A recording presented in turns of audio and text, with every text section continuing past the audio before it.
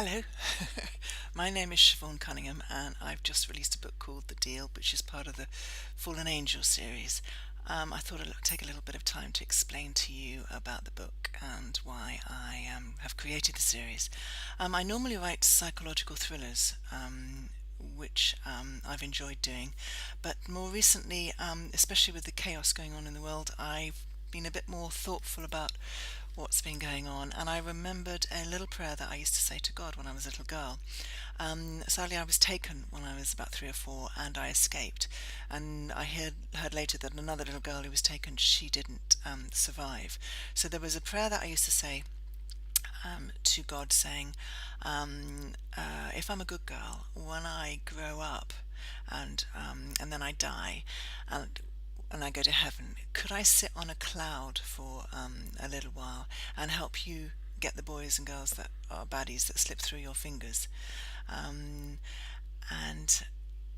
I think that's quite a sweet little sentiment for a child to have, wanting to put things right. So decades later, when I've had various careers, and more recently as a crime investigator for the police, and especially with the chaos that's going on in the world at the moment, I thought it might make a nice book series involving all the things I like to write about, like crime and thriller, romance, bit of sex, bit of laughter, bit of chaos. I like contemporary madness, really, that I like to write about. So I thought this would be quite an interesting topic to talk about. I've always had a feeling that there's something else up there, that we're not alone, as it were. I don't know what it is, an energy or something else out there.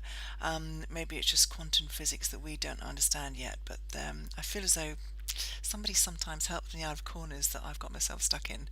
And I've often said, my God, somebody must have been looking after me there, if when I've escaped something a bit messy.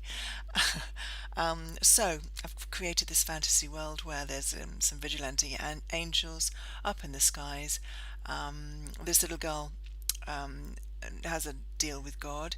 She gets to the age of about 30. She's in London. She dies mysteriously under a tube train in London, and she wakes up to find herself in the skies, with lots of vigilante units above each country, and everybody has done the same deal that she did. They aren't ready to die yet, and they want to do a bit more before they go. Nobody can see them. The only thing, once they do their little earthly visits, the only reason you know they were there is because a little white feather, sachets to the ground. But people don't notice. Some people do.